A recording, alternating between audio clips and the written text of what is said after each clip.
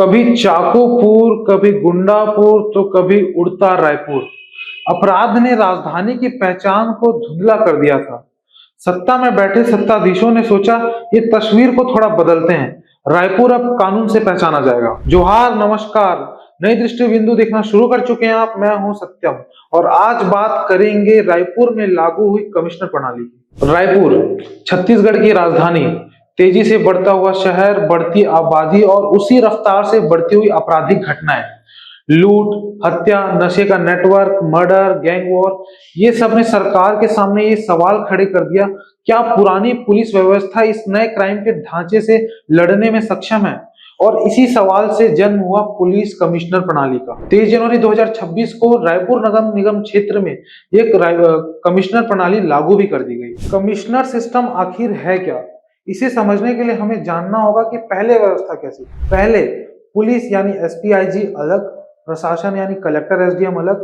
किसी मामले में दोनों की अनुमति जरूरी होती थी, यानी कि किसी फैसले में दोनों की अनुमति लेनी होती। अब नई व्यवस्था में पुलिस कमिश्नर को पुलिस प्रमुख और कई मामलों में कार्यपालिका मजिस्ट्रेट के अधिकार भी दिए गए हैं, यानी धारा 144 लगाना हो, संवेदनशील इलाकों में तुरंत फैसला लेना हो और विवाद के समय कार्रवाई करना हो। पुलिस को कलेक्टर के फैसले का इंतजार नहीं करना पड़ेगा, यानी कार्रवाई और फैसला एक ही हाथ में। रायपुर को 3 हिस्सों में बांटा गया है, यानी कमिश्नर को 3 जोन में बांटा गया है, नॉर्थ, सेंट्रल और वेस्ट।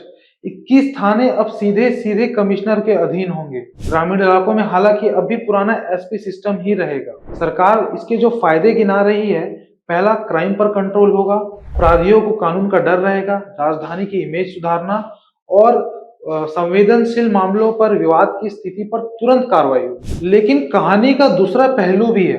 जहां व्यवस्था बनी वहीं टकराव भी शुरू हुआ। संसाधन यानी रिसोर्सेज को लेकर विवाद। पुलिस विभाग का कहना है हम कमिश्नरी के लिए संसाधन नहीं देंगे, हम रेंज के लिए संसाधन देते हैं। कमिश्नरी के लिए संसाधन सरकार को देना होगा, यानी कि ऑफिस, गाड़ी, स्टाफ, बजट, ये सब के लिए खींचातानी शुरू हो गई है। सिस्टम या प्रणाली में कमी क्या है? रिसोर्सेस यानी कि संसाधन पहले से तय नहीं किए गए हैं। पुलिस और प्रशासन की भूमिका स्पष्ट नहीं है। आम जनता की समझ के बाहर है ये सिस्टम। ग्रामीण और शहरी पुलिस में तालमेल की कमी है और जवाबदेही का स्ट्रक्चर तय नहीं किया गया है। रायपुर में पुलिस सिस्टम का बदलाव सिर्फ कानून का बदलाव नहीं, शहर की इमेज सुधारने की कोशिश है। पर सवाल यही है, क्या राजधानी चाकूपुर जैसी छवि से बाहर निकल पाता है या नहीं? हुकुम तो जारी हो गया, नक्शा भी बदल दिया गया है।